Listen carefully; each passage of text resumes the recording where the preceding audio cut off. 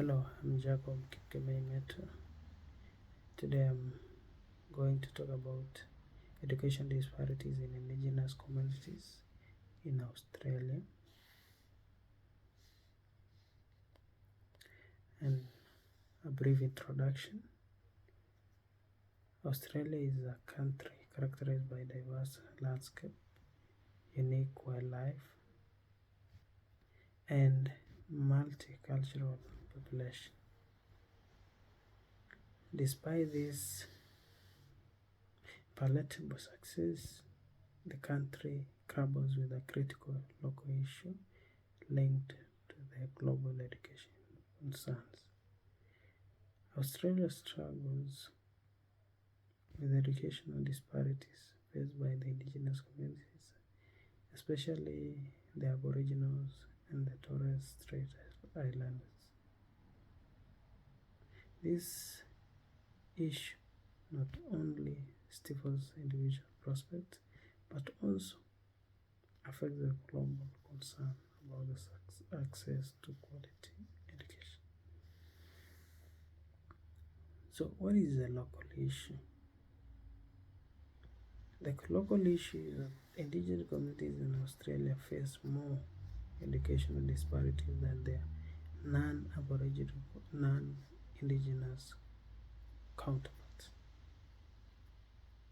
Indigenous Australians, for example, have a lower educational attainment than non-indigenous Australians.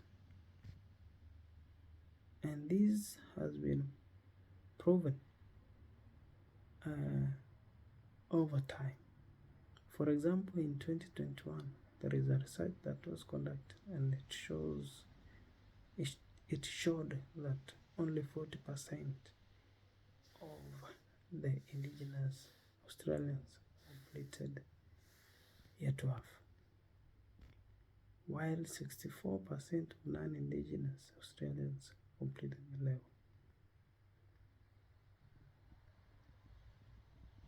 In 2018, indigenous students at the higher level or higher education level in Australia stood at 1.8%.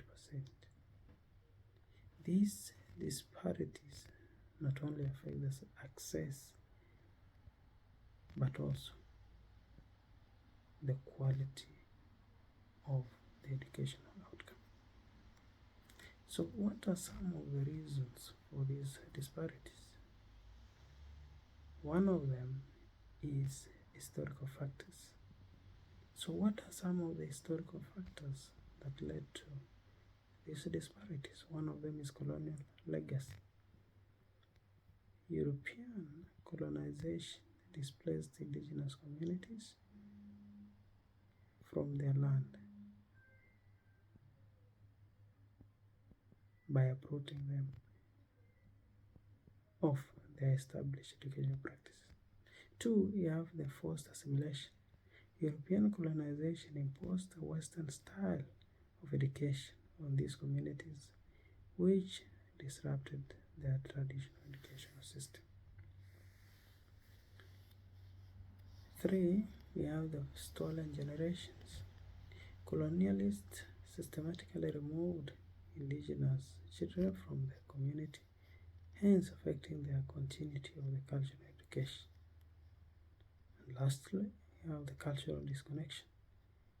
This was done by imposing Eurocentric cultural curriculum, which led to the loss of the language and cultural engagement, hence affecting educational attainment among the indigenous Australians.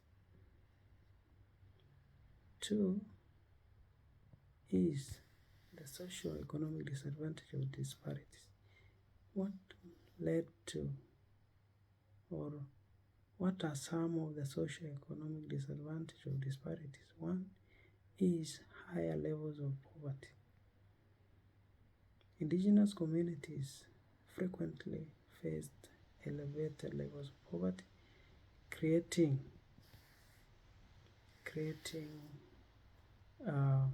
additional barriers to educational access and and success. 2 is limited access to quality schools. So indigenous students often encounter barriers to accessing quality education due to geographic isolation, inadequate infrastructure, and scarcity of well-equipped schools in their communities. Third is inadequate resources. Educational institutions in the indigenous areas may lack essential resources such as textbooks, technology, and well-qualified teachers, hence impacting the quality of education that is provided to them. And lastly, lack of cultural relevant curriculum. The absence of curriculum that reflects the cultural diversity and heritage of the indigenous communities can lead to disengagement and a sense of alienation among the indigenous students.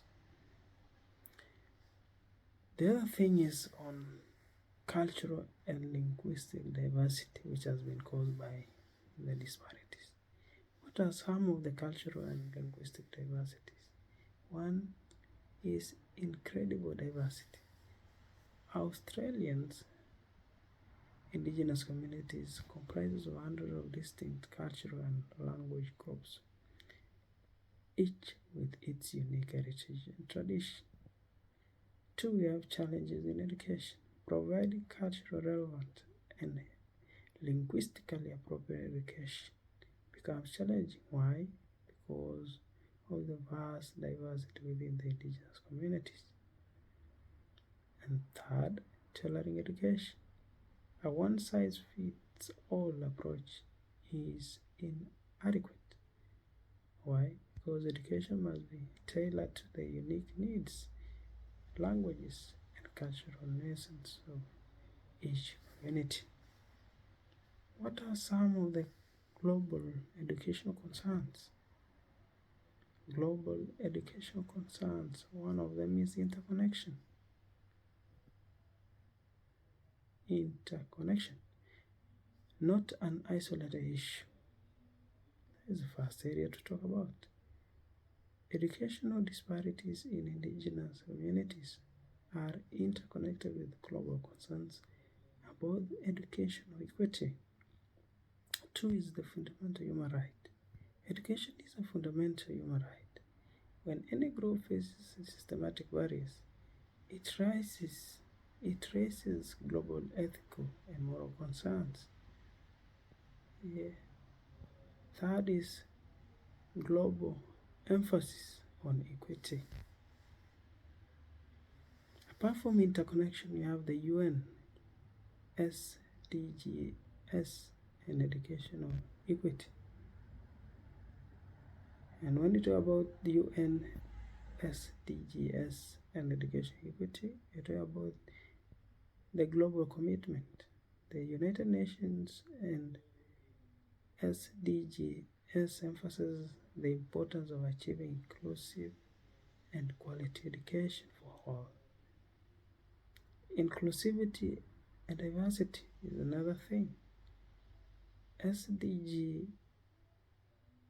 4 specifically targets ensuring inclusive and equitable quality education by promoting lifelong learning opportunities for all. So, what are some of the proposals for fostering citizenship action? One of them, we have cultural competency. Why does cultural competency matters?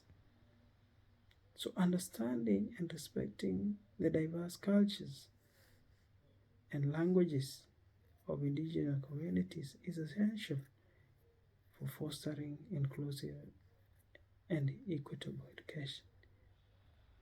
Incorporate cultural competency. Training, integrate cultural competency. Training into the curriculum for teachers and the school staff. The other way or the other proposal is the action enhances educators' awareness, knowledge, and sensitivity to the unique needs of the indigenous students. Community partnership is the other area of concern. Why community partnership? Community partnership between schools and local indigenous communities are crucial for empowering indigenous students by fostering a sense of ownership and control over their education.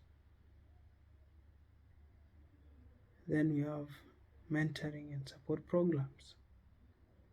Mentoring and support programs are instrumental in providing guidance and encouragement to the indigenous students navigating the education system. The government should advocate for establishment of a mentoring and support programs that connect indigenous students with role models. The other proposal is mentorship offers guidance from individuals who have successfully navigated the education system, providing valuable insights and motivation. The other thing is that it also fosters a sense of belonging and community within the educational journey. Challenges facing enacting this proposal. One, we have the institutional challenges. How does this become a challenge? One is that limited funding challenges. Securing funding for education initiative